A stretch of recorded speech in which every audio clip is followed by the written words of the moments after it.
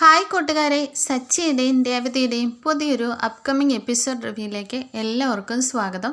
അങ്ങനെ നമ്മുടെ സുധിയുടെ ക്യാഷൊക്കെ വന്നിട്ട് ആളുകൾ പറ്റിച്ചുകൊണ്ട് പോകുന്നുണ്ടല്ലോ.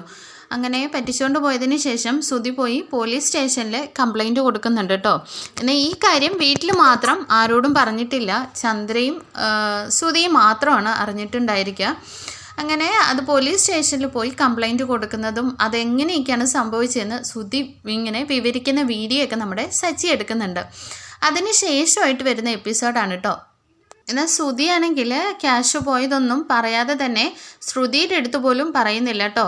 5 ലക്ഷം രൂപയ്ക്ക് ബിസിനസ് നടത്തിയിട്ട് 1 ലക്ഷം രൂപ പ്രോഫിറ്റ് കിട്ടിയെന്ന് പറഞ്ഞിട്ട് ആ 1 ലക്ഷം രൂപയും വീട്ടിൽ കൊണ്ടുവന്നിട്ട് ശ്രുതിയൊക്കെ കാണിക്കുന്നുണ്ട് കേട്ടോ. എന്നാൽ ഇതെല്ലാം പിടിച്ചു കഴിയുമ്പോഴത്തേക്കിനും രവീന്ദ്രൻ ചോദിക്കുന്നുണ്ട്, എന്താ ശ്രുതി, നീ ഇനി എന്താ നന്നാവാത്തത്, എത്രയൊക്കെ വന്നാലും നീ പഠിക്കില്ലല്ലേ എന്ന് ചോദിക്കുന്ന സമയത്ത് രേവതിയും ചോദിക്കുന്നുണ്ട്, ശ്രുതി നീ എപ്പോഴും സച്ചിയേട്ടനെ ഓരോന്ന് പറഞ്ഞിട്ട് നീയും നിൻ്റെ ഭർത്താവും ചെയ്യുന്ന ജോലിക്ക് മുഖം പുറത്താരെയും കാണിക്കാൻ കൊള്ളില്ല എന്നൊക്കെ പറയാറുണ്ടല്ലോ. ഇപ്പം നിൻ്റെ ഭർത്താവ് ചെയ്തതിന് നിനക്ക് എന്താ മറുപടി പറയുന്നേ എന്നുള്ളതെന്ന് ചോദിക്കുകയാണേ. ഇത് കേട്ടിട്ട് ശ്രുതി ആകെ അങ്ങ് ചമ്മി പോകുന്നുണ്ട്. എന്നിട്ട് ശ്രുതിയുടെ നേരെ ചെന്നിട്ട്, എന്താ ശ്രുതി, ഇതൊക്കെ നീ എന്താ എന്നോട് പറയാത്തത്? അപ്പോൾ ശ്രുതി പറയുന്നുണ്ട്, ശ്രുതി എനിക്കൊരു അബദ്ധം പറ്റിപ്പോയതാ, നീ അതോടറിഞ്ഞാൽ നിനക്ക് വിഷമമാവുമെന്ന് ഓർത്തിട്ടാ പറയാഞ്ഞെന്ന് പറഞ്ഞിട്ട് ശ്രുതി ഇങ്ങനെ നിൽക്കുകയാണ്. ഈ സമയം വർഷ പറയുന്നുണ്ട്, അച്ഛാ അതൊക്കെ അവിടെ നിൽക്കട്ടെ, എനിക്കതല്ല സംശയം.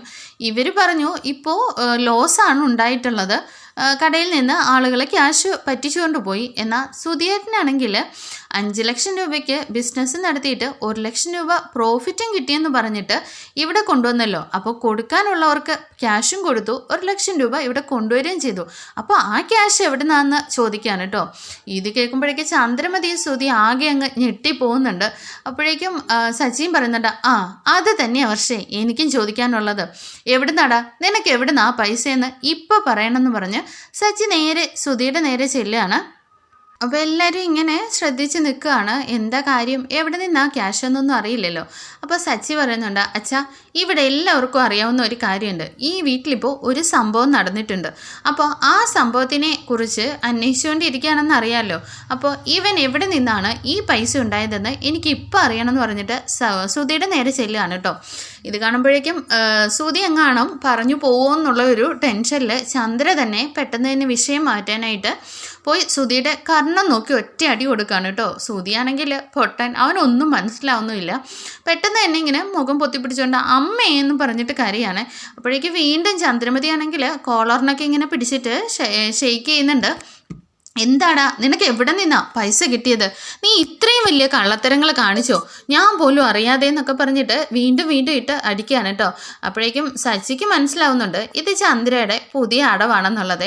അപ്പോഴേക്കും അച്ഛാ എനിക്കറിയാം ക്യാഷ് എവിടെ നിന്നാ കിട്ടിയെന്ന് പറയുമ്പോഴേക്കും ചന്ദ്രമതി വീണ്ടും വീണ്ടും വീണ്ടും സുധിയെ കൊണ്ട് ഇങ്ങനെ പറയിപ്പിക്കണമല്ലോ, എങ്ങനെയെങ്കിലും ആരുടെയെങ്കിലും കയ്യിൽ നിന്ന് കടം മേടിച്ചാണെന്ന്. പക്ഷേ അത് പറയാനാണെങ്കിൽ നമ്മുടെ സുധിക്കൊട്ട് കഴിയുന്നുമില്ല.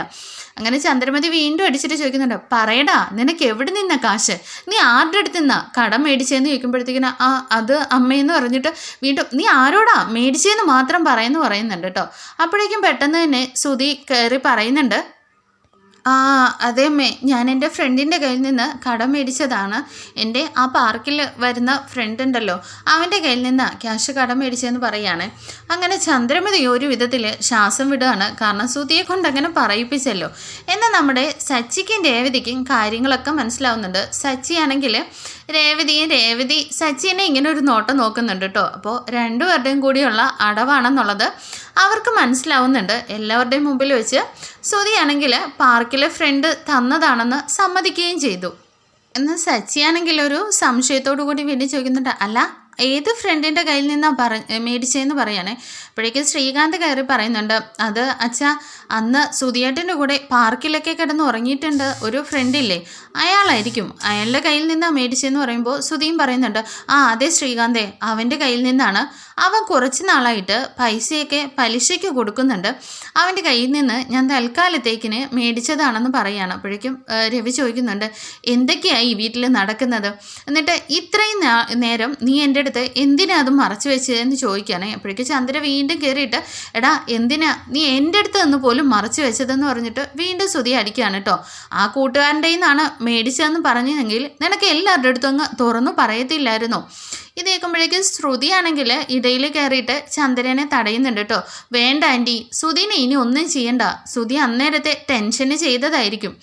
എന്തായാലും ശ്രുതി ആരെയും പറ്റിക്കുകയല്ലല്ലോ ചെയ്തത്, ശ്രുതിയെ പറ്റിക്കുകയാണ് ചെയ്തത്. എന്തായാലും അത് ടെൻഷൻ കൊണ്ടായിരിക്കും അന്നേരം ആരോടും പറയാതിരുന്നതെന്ന് പറയാനേ. അപ്പോഴേക്കും ശ്രീകാന്ത് ചോദിക്കുന്നുണ്ട്, അതെന്താ ഏട്ടത്തി അങ്ങനെ പറഞ്ഞത്? അതെന്തായാലും ശ്രുതിയേട്ടൻ ചെയ്തത് തെറ്റ് തന്നെയല്ലേ? ശ്രുതി അപ്പോൾ പറയുന്നുണ്ട്, ശ്രീകാന്തെ ശ്രുതി എന്ത് തെറ്റ് ചെയ്തെന്നാ? ശ്രുതി ഇപ്പോൾ പറ്റിക്കപ്പെട്ട് നിൽക്കുകയാണ്. ഈ സച്ചിയുടെ ചോദ്യം ചെയ്യലൊക്കെ കേട്ട തോന്നും ശ്രുതി ആരുടെയോ പൈസ അടിച്ചുകൊണ്ട് പോയതാണ്, അല്ലെ സച്ചിയുടെ എന്തോ പൈസ എടുത്തുകൊണ്ട് പോയിട്ടാണ് ശ്രുതി ഇതൊക്കെ ചെയ്തതെന്നാ. ശ്രുതി മറ്റൊരാളുടെ കയ്യിൽ നിന്ന് കടം വാങ്ങിച്ചിട്ടല്ലേ അതൊക്കെ ഡീൽ ചെയ്തത്. പിന്നെ ഇവൻ കൂടുതൽ ക്വസ്റ്റ്യൻ ചെയ്യേണ്ട ആവശ്യമൊന്നും ഇല്ലല്ലോ എന്ന് പറയാണേ. ഇത് ഇടയിൽ കയറിയിട്ട് വർഷ പറയുന്നുണ്ട്, അതല്ല ശ്രുതിയേട്ടനാണ് ഈ വീട്ടിൽ ഏറ്റവും കൂടുതൽ പഠിച്ചിട്ടുള്ളത്. ഞാൻ കരുതി ശ്രുതിയേട്ടനായിരിക്കും ഈ വീട്ടിലെ ഏറ്റവും വലിയ നോളജ് പേഴ്സൺ എന്ന് കരുതിയത്. എന്നാൽ ഇപ്പോൾ ശ്രുതിയേട്ടൻ കാണിക്കുന്ന ചെറിയൊരു സ്പാം പോലും ആർക്കും കണ്ടുപിടിക്കാൻ പറ്റുന്നില്ലല്ലോ എന്ന് പറയാനേ. അപ്പോഴേക്ക് രവി പറയുന്നുണ്ട്, ശ്രുതി നിനക്കിത് ഒരു തവണയല്ല, ഇപ്പോൾ അബദ്ധം പറ്റുന്നത് പല തവണയാണ്. നിന്നെ പറ്റിക്കാൻ മാത്രമേ എല്ലാവർക്കും കഴിയുന്നുള്ളല്ലോ. എന്തായാലും നീ ഒരു വലിയ ബിസിനസ്സൊക്കെ വെച്ച് കഴിയുമ്പോൾ നീ വലിയ ബിസിനസ്മാനായിട്ട് എല്ലാവരെയും തോപ്പിക്കും ഒന്ന് കണ്ടോന്നൊക്കെ പറഞ്ഞിട്ട് ബിസിനസ്സിന് ഇറങ്ങി തിരിച്ചാണല്ലോ. എന്നിട്ടിപ്പോൾ എന്തായി? ഇനിയിപ്പോൾ നിൻ്റെ അമ്മായിയപ്പൻ തന്ന കാശിനാണല്ലോ ഇതൊക്കെ ചെയ്തു കൂട്ടിയത്. ഇപ്പോൾ അവരറിഞ്ഞു കഴിഞ്ഞാൽ എന്തൊക്കെയാവും സംഭവിക്കുക എന്ന് ആലോചിച്ചിട്ടുണ്ടോ എന്ന് രവി ചോദിക്കുന്നുണ്ട്. ചന്ദ്രമതി ആണെങ്കിൽ അപ്പോഴേക്ക് തന്നെ തലയിലൊക്കെ തല്ലിയിട്ട് കരയാണ് കേട്ടോ. എന്തായാലും ഇവനെ പെറ്റതിൻ്റെ പേരിൽ ഞാനിനി എത്രത്തോളം നാണം കെടണം. ഇനിയിപ്പോൾ ഇതിൻ്റെയും കൂടെ ഞാനും കൂടെ ഇതിൻ്റെ പങ്ക് പറ്റാൻ വേണ്ടിയിട്ടാണ് നിന്നേന്ന് എല്ലാവരും പറയുമല്ലോ. എന്തായാലും ഞാൻ മടുത്തു എന്നൊക്കെ പറഞ്ഞിട്ട് ചന്ദ്ര കരയാണ് കേട്ടോ. അപ്പോൾ രവി പറയുന്നുണ്ട്, ചന്ദ്രേ നീ ഇപ്പോൾ ഇവനെ ഇപ്പം അടിച്ചില്ലേ, ഈ അടി നീ നേരത്തെ അടിച്ച് വളർത്തിയിരുന്നെങ്കിലേ നിൻ്റെ മോൻ ഇങ്ങനെയൊന്നും ആവില്ലായിരുന്നു. ഇനിയിപ്പോൾ പറഞ്ഞിട്ട് എന്താ കാര്യം? ഇനി വെറുതെ കരഞ്ഞ് നീ നിൻ്റെ വയ്യഴികളൊന്നും കൂട്ടി വെക്കണ്ട. ചന്ദ്രയെന്ന് പറഞ്ഞിട്ട് ചന്ദ്രനെ അങ്ങ് പറഞ്ഞു വിടുകയാണ് കേട്ടോ. എൻ്റെ തലേവിധി, ഇവനെ ഞാൻ പെറ്റുപോയല്ലോ എന്നൊക്കെ പറഞ്ഞിട്ട് ചന്ദ്രയും കരഞ്ഞുകൊണ്ട് അപ്പുറത്തേക്ക് പോവാണ്. രവിയും കൂടെ പോകുന്നുണ്ട് കേട്ടോ. പിന്നീടായിട്ട് കാണിക്കുന്നത് നമ്മുടെ ശ്രീകാന്തും വർഷയും കൂടി ഇങ്ങനെ സംസാരിച്ചുകൊണ്ടിരിക്കുകയാണ്. വർഷ ഇപ്പോൾ പറയുന്നുണ്ട്, ശ്രീകാന്തെ എന്തായാലും ഈ വീട്ടിൽ എന്തൊക്കെയാണ് നടക്കുന്നത്? നിങ്ങളുടെ ഏട്ടൻ വലിയ പഠിത്തക്കാരനൊക്കെ ആണെന്ന് പറഞ്ഞിട്ട് ഇത്രയ്ക്ക് ബുദ്ധിയില്ലാത്ത ആളാണോ? ഈ സർട്ടിഫിക്കറ്റുകളൊക്കെ ഒറിജിനൽ ആണോ എന്നിങ്ങനെ ചോദിച്ചിട്ട് വർഷ കളിയാക്കുന്നുണ്ട് കേട്ടോ. അപ്പോൾ ശ്രീകാന്ത് പറയുന്നുണ്ട്, ദേ വർഷേ ആവശ്യമില്ലാതെ സുധിയേട്ടനെ കളിയാക്കണ്ട. ആ ഡിഗ്രിയും സർട്ടിഫിക്കറ്റും ഒക്കെ സുധിയേട്ടൻ കഷ്ടപ്പെട്ട് ഉണ്ടാക്കിയത് തന്നെയാണ്. പിന്നെ സുധിയേട്ടന് അല്പം കോമൺ സെൻസ് കുറവായിപ്പോയി എന്ന് പറഞ്ഞിട്ട് ശ്രീകാന്തൻ ചിരിക്കുകയാണ് കേട്ടോ. അത് കഴിഞ്ഞിട്ട് ശ്രുതിയാണെങ്കിൽ ശ്രുതിയെ ഇങ്ങനെ തള്ളിക്കൊണ്ട് ദേഷ്യപ്പെട്ട് റൂമിലേക്ക് കൊണ്ടുപോകുന്നുണ്ട്. അപ്പോൾ നമ്മുടെ സച്ചിയും രേവതിയും കൂടിയിട്ട് ഇങ്ങനെ നിൽക്കുകയാണല്ലോ. അപ്പോഴേക്ക് രേവതി ചോദിക്കുന്നുണ്ട്, സച്ചിയേട്ടാ നിങ്ങൾ ആ വീഡിയോ കണ്ടില്ലേ? അതിൽ നിന്ന് നിങ്ങൾക്ക് മനസ്സിലായില്ലേ നമ്മുടെ സ്വർണ്ണമാണ് ശ്രുതി എടുത്തുകൊണ്ട് പോയതെന്നുള്ളത്? എന്നിട്ട് അവരിപ്പോൾ പറയുന്ന കേട്ടോ അവർ കടം മേടിച്ചതാണെന്നുള്ളത്. അപ്പോൾ സച്ചി പറയുന്നുണ്ട്, രേവതി എനിക്കും അത് തന്നെയാണ് മനസ്സിലാകാത്തത്. എന്തായാലും ഒരു നാൾ കള്ളത്തരം വെളിച്ചത്ത് വരുമല്ലോ. ഇതിൻ്റെ പിന്നിൽ എന്താണെന്നുള്ളത് കണ്ടുപിടിക്കുക തന്നെ വേണം. എന്തായാലും അവനെ അത്ര വിശ്വസിക്കാൻ കൊള്ളില്ല എന്ന് പറഞ്ഞിട്ട് സച്ചി അവിടെ നിന്ന് പോവാണ്. ഈ സമയം ശ്രുതിയാണെങ്കിൽ ശ്രുതിയോട് പറയുന്നുണ്ട്, ശ്രുതി ഇത്രയും കാര്യങ്ങളൊക്കെ നടന്നിട്ടും നീ എന്തുകൊണ്ടാണ് ഇവിടെ എല്ലാവരോടും പറയാതിരുന്നത്? അതുകൊണ്ടല്ലേ ഇപ്പം ഇത്രയും പ്രശ്നങ്ങളൊക്കെ ഉണ്ടായത്. അത് ശ്രുതി ഞാൻ ബിസിനസ് തുടങ്ങി അപ്പോൾ തന്നെ ഒരു ലോസ് ഉണ്ടായെന്ന് പറഞ്ഞാൽ അത് എല്ലാവരും എന്നെ കളിയാക്കുകയല്ലേ ചെയ്യാറ്. അതുകൊണ്ടാണ് ഞാൻ പറയാഞ്ഞ്. ശ്രുതി എങ്കിൽ നീ എന്നോടെങ്കിലും ഒന്ന് പറയാമായിരുന്നില്ലേ? ശ്രുതി നിന്നോട് ഞാൻ പറഞ്ഞാൽ എനിക്ക് ഇത്രയ്ക്ക് വിവരമില്ലേ, ഞാൻ പൊട്ടനാണോ എന്നൊക്കെ നീ വിചാരിക്കില്ലേ എന്ന് ചോദിക്കുകയാണേ. അപ്പോഴേക്കും ശ്രുതി പറയുന്നുണ്ട്, ശ്രുതി നീ ഇപ്പം എന്താ വിചാരിച്ചിരിക്കുന്നത്? ഞാൻ നിൻ്റെ ഭാര്യയാണ്, നിനക്കെല്ലാം എന്നോട് തുറന്നു പറയത്തില്ലേ? ശ്രുതി അപ്പോൾ പറയുന്നുണ്ട്, ശ്രുതി അപ്പോൾ ഈ കാര്യങ്ങളൊക്കെ നീ അറിഞ്ഞു കഴിഞ്ഞാൽ പിന്നെ എന്നോടുള്ള റെസ്പെക്റ്റും സ്നേഹവും ഒക്കെ കുറഞ്ഞു പോകുമെന്ന് ഞാൻ ഓർത്തിട്ടാ. എന്താ ശ്രുതി ഇങ്ങനെയൊക്കെ പറയുന്നത്? ഇത്രയും നാൾ എന്നെ മനസ്സിലാക്കിയത് അങ്ങനെയാണോ? എന്തായാലും ബിസിനസ് ആവുമ്പോൾ ലോസും പ്രോഫിറ്റും ഒക്കെ ഉണ്ടാവും. അതൊക്കെ ബിസിനസ്സിൽ സഹജമല്ലേ, പിന്നെന്തിനാ ഇത്ര ടെൻഷൻ അടിക്കുന്നതെന്ന് ശ്രുതി ചോദിക്കുന്നുണ്ട്. പിന്നെ ശ്രുതി ചെയ്ത ഒരേ ഒരു തെറ്റെന്ന് പറഞ്ഞാൽ ബില്ലടിക്കാതെ അവർക്ക് സാധനങ്ങൾ കൊടുത്തെന്നുള്ളതാണ്. അപ്പോൾ ശ്രുതി പറയുന്നുണ്ട്, അത് ഞാൻ അന്നേരം ബില്ലടിക്കാൻ നിന്ന് കഴിഞ്ഞാൽ പിന്നെ ആ കസ്റ്റമർ പോവുമെന്ന് ഓർത്തിട്ടാണെന്ന് പറയണേ. അപ്പോൾ ശ്രുതി പറയുന്നുണ്ട്, എന്തായാലും അതൊന്നും സാരമില്ല, എന്നോടെങ്കിലും പറഞ്ഞിരുന്നെങ്കിൽ ഇന്ന് ആ സച്ചിക്ക് നാവിട്ട് അടിക്കേണ്ട അത്ര ഒരു അവസരം നമ്മൾ കൊടുക്കില്ലായിരുന്നു. ഇന്ന് കണ്ടോ ആൻറ്റി ഒരുപാട് വിഷമിക്കുന്നുണ്ട് ശ്രുതിയെ ഓർത്തിട്ട്. എല്ലാവരുടെയും മുമ്പിൽ ശ്രുതിയെ സപ്പോർട്ട് ചെയ്തിട്ട് ആൻറ്റിയാണ് നാണം കെടുന്നത്. ഇന്ന് ആൻറ്റിയെ കണ്ടപ്പോൾ എനിക്ക് ഒരുപാട് ഫീൽ ചെയ്തു എന്ന് ശ്രുതി പറയാണ് കേട്ടോ. അപ്പോൾ ശ്രുതി പറയുന്നുണ്ട്, ശ്രുതി അത് അമ്മയ്ക്ക് എല്ലാം നേരത്തെ അറിയാമായിരുന്നു. ഇത് കേൾക്കുമ്പോഴേക്കും ശ്രുതി അങ്ങ് ഞെട്ടിപ്പോവാണ് കേട്ടോ. എന്തൊക്കെയാ ശ്രുതി പറയുന്നത്? ആൻറ്റിക്ക് അറിയാമായിരുന്നെന്നോ? അതെന്തിനാ ഇത്ര സീക്രട്ടായിട്ട് വയ്ക്കുന്നത്? ശ്രുതിക്കൊരു ലോസ് വന്നപ്പോൾ പാർക്കിലെ ഫ്രണ്ടിൻ്റെ കയ്യിൽ നിന്ന് ക്യാഷ് കടം മേടിച്ചു. അതിപ്പോൾ ഈ വീട്ടിൽ ഇത്ര രഹസ്യമാക്കി വെക്കേണ്ട കാര്യം എന്താ ഉള്ളത്? പിന്നെ ആൻറ്റിക്ക് അറിയായിരുന്നു, പിന്നെ അതിൽ നിന്ന് മറിക്കാൻ വേണ്ടിയിട്ട് ശ്രുതിയെ തല്ലിയെന്നോ? ഒന്നും എനിക്ക് മനസ്സിലാവുന്നില്ലല്ലോ എന്നിങ്ങനെ ശ്രുതി പറയുന്ന സമയത്ത് ശ്രുതി പറയുന്നുണ്ട്, ശ്രുതി അത് ദേഷ്യപ്പെടരുത്, നീ ടെൻഷൻ ആവില്ലേ, ഞാൻ ഒരു കാര്യം കൂടി പറയാം. ശ്രുതിയപ്പോൾ പറയുന്നുണ്ട്, ആ പറ ശ്രുതി, എന്താ ഇത്ര കാര്യം? അത് ശ്രുതി, അന്ന് പാർക്കിലെ ഫ്രണ്ടിൻ്റെ കയ്യിൽ നിന്നല്ല എനിക്ക് ക്യാഷ് കിട്ടിയത്. പിന്നെ എവിടുന്ന് ഇത്ര അധികം ക്യാഷ്? അത് രേവതി എന്ന അമ്മയുടെ കയ്യിൽ കുറച്ച് സ്വർണ്ണം ഊരി കൊടുത്തിരുന്നില്ലേ, ആ സ്വർണ്ണമാണ്, അത് അമ്മയാണ് എനിക്ക് തന്നത്. ഞാനത് കൊണ്ടുപോയി വിറ്റു എന്ന് പറയാണ് കേട്ടോ. അപ്പോൾ രേവതിയുടെ സ്വർണം മുക്കുപണ്ടം ആക്കിയത് അത് ഞാനും അമ്മയും കൂടിയാ അങ്ങനെ ചെയ്തതെന്ന് പറയാണ് കേട്ടോ. ഇത് കേൾക്കുമ്പോഴേക്കും ശ്രുതി ആകെ ഷോക്കായി പോവാണ്. എന്നിട്ട് ശ്രുതിനെ കുറേ അടിയൊക്കെ കൊടുത്തിട്ട് ശ്രുതി നിന്ന് കരയാണ് കേട്ടോ. എന്തൊക്കെയാണ് ശ്രുതി നിങ്ങൾ ഈ ചെയ്ത് വെക്കുന്നതെന്ന് പറഞ്ഞിട്ട് കരയാണ്. ശ്രുതിയാണെങ്കിൽ ശ്രുതിയുടെ അടുത്തേക്ക് എന്നിട്ട്, ശ്രുതി എന്നോട് ക്ഷമിക്കും ശ്രുതി എന്ന് പറയുമ്പോഴേക്കും ശ്രുതി ഇങ്ങനെ കൈ തട്ടി മാറ്റുകയാണ് കേട്ടോ. അല്ല, ഇപ്പോൾ സച്ചി എങ്ങാണം ഇത് അറിഞ്ഞിട്ടുണ്ടെങ്കിൽ എന്തായിരിക്കും അവസ്ഥ? ഇപ്പോൾ നമ്മൾ രേവതിയുടെ ചിലവിലാണ് കഴിയുന്നതെന്ന് പോലും ഉള്ള അവസ്ഥ വന്നില്ലേ? എന്തൊക്കെയാ ശ്രുതി, ഞാനിനി അവരുടെ മുമ്പിൽ എങ്ങനെയാണ് തലനിവർത്തി നിൽക്കുക? ഇതെന്തായാലും ഒരു ദിവസം അറിയില്ലേ? സച്ചി ഏതൊക്കെ പറഞ്ഞത് വിശ്വസിച്ചു എന്നാണോ കരുതുന്നതെന്ന് ചോദിക്കുന്നുണ്ടേ. അപ്പോഴേക്കും ശ്രുതി പറയുന്നുണ്ട്, ശ്രുതി അതൊന്നും കുഴപ്പമില്ല, അത് അമ്മ ഡീൽ ചെയ്തില്ലേ എന്ന് ചോദിക്കുമ്പോൾ, അതൊക്കെ വിശ്വസിച്ച് സച്ചി പോയെന്നാണോ? അത് സച്ചിയുടെ രേവതിയുടെ അനിയൻ്റെ കൈയെന്നൊടിച്ചില്ലേ, അതുപോലെ ഇനി അടുത്തത് ഒടിക്കാൻ പോകുന്നത് നിൻ്റെ കൈയായിരിക്കും എന്ന് ശ്രുതി പറയാണ് കേട്ടോ. അപ്പോഴേക്കും ശ്രുതി പറയുന്നുണ്ട്, അതൊന്നുമില്ല, അതിനു മുമ്പ് ആ സ്വർണ്ണം ഇനി തിരിച്ചു വയ്ക്കാമെന്ന് പറയുകയാണേ. അപ്പോഴേക്കും ശ്രുതി ചോദിക്കുന്നുണ്ട്, മണ്ടത്തരങ്ങളൊക്കെ കാണിച്ചു കൂട്ടിയിട്ട് ഇനി അത് എങ്ങനെയാണ് തിരിച്ചു വയ്ക്കുകയെന്നിങ്ങനെ ശ്രുതി ചോദിക്കുന്നുണ്ട്. അങ്ങനെ ശ്രുതിയാണെങ്കിൽ ശ്രുതിയുടെ അടുത്ത് എന്നിട്ട് ഒരുപാട് മാപ്പൊക്കെ ചോദിക്കുന്നുണ്ട് കേട്ടോ. ശ്രുതി ഇനി നിന്നോട് ചോദിക്കാതെ ഞാനൊന്നും ചെയ്യില്ല എന്നൊക്കെ പറയുന്നുണ്ട്. അപ്പോൾ ശ്രുതി പറയുന്നുണ്ട്, ശരി ഓക്കെ, എന്തായാലും ഈ കാര്യം എന്നോട് പറഞ്ഞെന്ന് ആൻറ്റിയുടെ അടുത്ത് പറയണ്ടെന്ന് പറയണേ. അതെന്താ, അമ്മയോട് പറഞ്ഞാൽ എന്താ? അതെ, നിൻ്റെ അമ്മ പറയുന്ന എല്ലാ കാര്യങ്ങളും ചെയ്യുന്നുണ്ടല്ലോ, അപ്പോൾ പിന്നെ ഞാൻ പറയുന്ന ഒരു കാര്യം മാത്രം ചെയ്യത്തില്ലേ? ശരി ശ്രുതി, ഞാനത് അമ്മയുടെ അടുത്ത് പറയില്ല എന്നൊക്കെ പറഞ്ഞിട്ട് അവരിങ്ങനെ ഇരിക്കുകയാണ് കേട്ടോ. പിന്നീടായിട്ട് വർഷയുടെ റൂമിലാണ് കാണിക്കുന്നത്. വർഷ പറയുന്നുണ്ട്, എന്തായാലും ശ്രീകാന്ത് ഈ വീട്ടിൽ ഫുൾ എൻ്റർടൈൻമെൻ്റ് ആയിട്ടുള്ള കാര്യങ്ങളാണ് നടക്കുന്നത്. ചിലപ്പോഴാണെങ്കിൽ സജിയേട്ടൻ വന്നിട്ട് വീട്ടിൽ ഓരോ പ്രശ്നങ്ങളുണ്ടാക്കും, അല്ലെങ്കിൽ ഇപ്പോൾ തന്നെ സുധിയേട്ടൻ വന്നിട്ട് എന്തെങ്കിലുമൊക്കെ പ്രശ്നങ്ങളുണ്ടാവും, പിന്നെ അത് സോൾവ് ചെയ്യുക, അങ്ങോട്ടും ഇങ്ങോട്ടും പറയുക, അതൊക്കെ നല്ല ഇൻട്രസ്റ്റിംഗ് ആണല്ലോ, എന്തായാലും ഒരു ടൈം പാസ് ആണ് എന്ന് പറയാണ്. അപ്പോഴേക്കും ശ്രീകാന്തിനെ നോക്കിയിട്ട് പറയുന്നുണ്ട്, എന്തായാലും ശ്രീകാന്ത് മാത്രം ഈ വീട്ടിൽ ഒരു പ്രശ്നം ഉണ്ടാക്കുന്നില്ല. അതെന്താ വർഷേ, ഞാൻ എന്തെങ്കിലും പ്രശ്നം ഉണ്ടാക്കണമെന്നാണോ പറയുന്നത്? അങ്ങനെയൊന്നുമല്ല പറഞ്ഞത്, ശ്രീകാന്ത് എന്തായാലും ഒരു ഗുഡ് ബോയ് ആണെന്ന് പറഞ്ഞിട്ട് വർഷ ഇങ്ങനെ പറയാണ് കേട്ടോ. അതെങ്കിലും നീ ഒന്ന് സമ്മതിച്ചല്ലോ, എനിക്ക് സമാധാനം എന്ന് പറഞ്ഞിട്ട് ശ്രീകാന്ത് വർഷയെ കളിയാക്കുന്നുണ്ട് കേട്ടോ. അപ്പോഴേക്കും വർഷ പറയുന്നുണ്ട്, എന്തായാലും സുധിയേട്ടൻ പറഞ്ഞത് സത്യമാണെന്ന് ശ്രീകാന്ത് വിശ്വസിക്കുന്നുണ്ടോ? ഇവിടെ നിന്ന് രേവതി ചേച്ചിയുടെ സ്വർണം മുക്കുവണ്ടമാവുന്നു, പെട്ടെന്ന് തന്നെ അതിനുശേഷം സുധിയേട്ടനാണെങ്കിൽ 1,00,000 രൂപ പ്രോഫിറ്റ് കിട്ടിയെന്നും പറഞ്ഞു വരുന്നു. ഇതെല്ലാം കൂടി കൂട്ടി വായിക്കുമ്പോൾ എന്തോ ഒരു ഡൗട്ട് അടിക്കുന്നില്ലേ എന്ന് വർഷ ചോദിക്കുകയാണ് കേട്ടോ. അപ്പോഴേക്കും ശ്രീകാന്ത് പറയുന്നുണ്ട്, ഞാനും സുധിയേട്ടൻ പറഞ്ഞത് അത്രയ്ക്ക് അങ്ങോട്ട് വിശ്വസിച്ചിട്ടില്ല.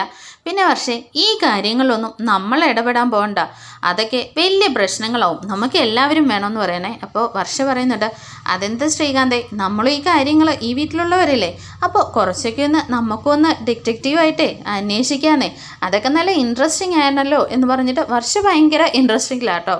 ഇതൊക്കെ ഇപ്പോൾ കണ്ടുപിടിക്കാൻ വർഷയ്ക്ക് ഭയങ്കര ഇഷ്ടമാണ്. അപ്പോൾ ശ്രീകാന്ത് പറയുന്നുണ്ട്, വർഷേ എന്തായാലും ഡിറ്റക്റ്റീവ് ആക്കണ്ട, ഒരു കാര്യം ചെയ്യ്, നമുക്ക് CBI തന്നെ ഇറക്കാം. ആഹാ, അതാണെങ്കിൽ കുറച്ചുകൂടെ പൊളിയാവുമെന്ന് വർഷ പറയാണ് കേട്ടോ. എന്തായാലും വർഷേ, നമുക്ക് കാത്തിരുന്ന് കാണാം എന്തൊക്കെയാണ് സംഭവിക്കുക എന്നുള്ളത് എന്ന് പറഞ്ഞിട്ട് ഇരിക്കുകയാണ്. പിന്നീടായിട്ട് സച്ചിയും രേവതിയാണ് കേട്ടോ കാണിക്കുന്നത്. അങ്ങനെ സച്ചിൻ രേവതി ഇങ്ങനെ രണ്ടുപേരും മാറി മാറി നിന്ന് ഭയങ്കര ആലോചനയാണ് കേട്ടോ. അപ്പോഴേക്കും സച്ചി ചോദിക്കുന്നുണ്ട്, എന്താ രേവതി നീ ഇത്ര ആലോചിക്കാൻ? അല്ല, സച്ചിയേട്ടനും കുറേ നേരമായല്ലോ ആലോചിക്കുന്നത്, എന്താ സച്ചിയേട്ടാ? അപ്പോഴേക്കും രേവതി പറയുന്നുണ്ട്, അതെ സച്ചിയേട്ടാ, എനിക്കൊരു സംശയം. നമ്മുടെ സ്വർണം പിന്നെ ആരാ എടുത്തത്? അവരാ എടുത്തേന്ന് ഓർത്തിരുന്നു. എന്നാൽ നിങ്ങളുടെ അമ്മ അത്രയും അടി അടിച്ചിട്ട് സാധാരണ അമ്മയും കൂടിയാണല്ലോ സപ്പോർട്ട് ചെയ്യാറുള്ളത്. എന്നാൽ ഈ കാര്യം അവരാരും അറിഞ്ഞിട്ടുണ്ടായിരിക്കില്ല. ഒരു ഫ്രണ്ടിൻ്റെ കയ്യിൽ നിന്ന് കടവും മേടിച്ചതാണല്ലോ. അപ്പോൾ പിന്നെ നമ്മുടെ സ്വർണ്ണം എവിടെ പോയെന്ന് ചോദിക്കുകയാണേ. അപ്പോൾ സച്ചി ചോദിക്കുന്നുണ്ട്, രേവതി നീ അവരുടെ പറഞ്ഞ കാര്യങ്ങളൊക്കെ വിശ്വസിച്ചോ? അമ്മ പെട്ടെന്ന് തന്നെ പ്ലേറ്റ് മാറ്റി അത്രയും അടിക്കണമെങ്കിൽ അതിനകത്ത് എന്തെങ്കിലും ഒരു കള്ളത്തരം ഉണ്ടല്ലോ. പിന്നെ നീ ഒരു കാര്യം ശ്രദ്ധിച്ചിരുന്നോ? അമ്മ എവിടുന്നാടാ ആരുടെ കയ്യിൽ നിന്നാ മേടിച്ചെന്ന് വീണ്ടും വീണ്ടും ചോദിച്ച് പറയിപ്പിക്കുന്നത് പോലെയാണ് എനിക്ക് തോന്നിയത്. എന്തായാലും ഇത് ഞാൻ തന്നെ തെളിയിക്കുന്ന സച്ചി പറയാണ് കേട്ടോ. എന്നിട്ട് സച്ചി പറയുന്നുണ്ട്, രേവതി എനിക്കൊരു സ്വാമിയെ കാണാൻ പോകാനുണ്ട്, ഞാൻ പോയിട്ട് വരാമെന്നും പറഞ്ഞിട്ട് പോവാണ് കേട്ടോ. അപ്പോഴേക്കും രേവതി കേൾക്കുന്നുണ്ട്, എന്തിനാ സച്ചിയുടെ സ്വാമി? ആ സ്വാമിജി ഇവിടുത്തെ കാര്യങ്ങളൊക്കെ സത്യം പറയിപ്പിക്കും, നീ കണ്ടോന്ന് പറഞ്ഞിട്ട് സച്ചി അങ്ങ് പോവാണ്. ഇങ്ങനെ ഒരു കടയിലാണ് പോകുന്നത്. ഒരു കടയിൽ കയറിയിട്ട് ഒരു മഞ്ഞ തുണിയും ഒരു നാരങ്ങ, സിന്ദൂരം, ചന്ദനമൊക്കെ ഇങ്ങനെ മേടിക്കുന്നുണ്ട് കേട്ടോ. അപ്പോഴേക്കും മേടിച്ചിട്ട് വരുന്ന സമയത്ത് അതൊക്കെ പുറത്ത് നിന്നിട്ട് നാരങ്ങയിൽ സിന്ദൂരവും ചന്ദനവും എല്ലാം തൊത്തിട്ട് മഞ്ഞ തുണിയിൽ കെട്ടിയിട്ടാണ് നമ്മുടെ സച്ചി വരുന്നത്. പിന്നെ സച്ചി വീട്ടിൽ വന്നിട്ട് സ്വയമായിട്ട് ഒരു സ്വാമി ഇങ്ങനെ ദേഹത്ത് കയറുന്നത് പോലെ ഇങ്ങനെ കാണിക്കാണ് കേട്ടോ. എന്നിട്ട് പൂജാമുറി പോയി ആ നാരങ്ങ ഇങ്ങനെ വെക്കുന്നുണ്ട്.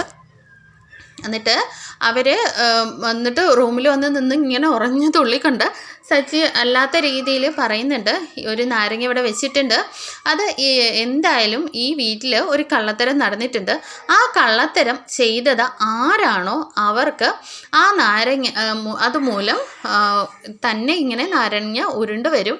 അതിനുശേഷം അവരുടെ അടുത്ത് വരുമ്പോൾ ആ കള്ളത്തരം ചെയ്തവരുടെ മുഖമൊക്കെ കോടിപ്പോകുമെന്ന് പറയുകയാണ്.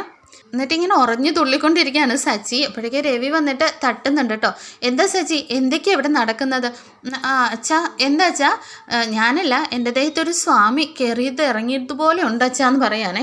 അപ്പോഴേക്കും എല്ലാവരും ഞെട്ടിപ്പോവാണ് കേട്ടോ. കാരണം സ്വാമിജി ഇതൊരു ദേഹത്ത് ഇങ്ങനെ കയറി എന്നിട്ട് ഇങ്ങനെ പറഞ്ഞു എന്നൊക്കെ പറയുമ്പോൾ നമ്മുടെ ചന്ദ്രയും സുധിയാണ് ആകെ ഷോക്കായി പോകുന്നത്. അങ്ങനെ നമ്മുടെ ശ്രീകാന്തും വർഷയൊക്കെ അങ്ങോട്ടേക്ക് വരുന്നുണ്ട് കേട്ടോ. എന്താ ഇവിടെ സംഭവിക്കുന്നത്?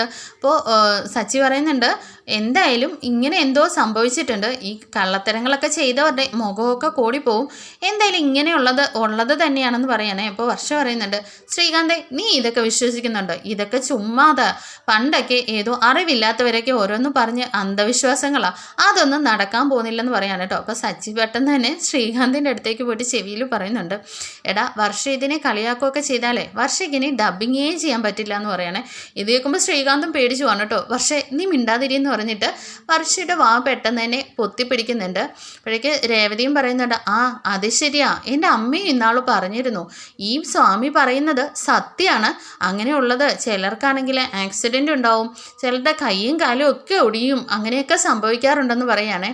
അപ്പോഴേക്കും രവിയും പറയുന്നുണ്ട്, ഞാൻ പണ്ട് അമ്മ പറയുന്നത് കേട്ടിട്ടുണ്ട്, ഇതുപോലുള്ള കാര്യങ്ങളൊക്കെ ഗ്രാമത്തിൽ നടന്നിട്ടുണ്ടെന്ന്, പിന്നെ ഇവിടെ എന്ന് പറയുന്നത് ആദ്യമായിട്ടാണെന്ന് പറയാനേ. ഇത് കേൾക്കുമ്പോഴേ നമ്മുടെ സുധിയും ചന്ദ്രയും കൂടി അങ്ങ് വിയർത്തൊഴുകാൻ തുടങ്ങുകയാണ്. കാരണം അവരാണല്ലോ ആ സ്വർണം മാറ്റി വെച്ചിട്ടുള്ളത്, അവർക്ക് എന്തെങ്കിലും സംഭവിക്കും എന്നുള്ള ഭയങ്കരമായിട്ടുള്ള ടെൻഷൻ ആവുന്നുണ്ട്. അപ്പോൾ അടുത്ത എപ്പിസോഡിൽ ഭയങ്കര ഇൻട്രസ്റ്റിംഗ് ആയിട്ടുള്ള സ്റ്റോറിയാണ് കേട്ടോ വരാൻ പോകുന്നത്. അതുവരേക്കും നമുക്ക് കാത്തിരിക്കാം. Thank you for watching.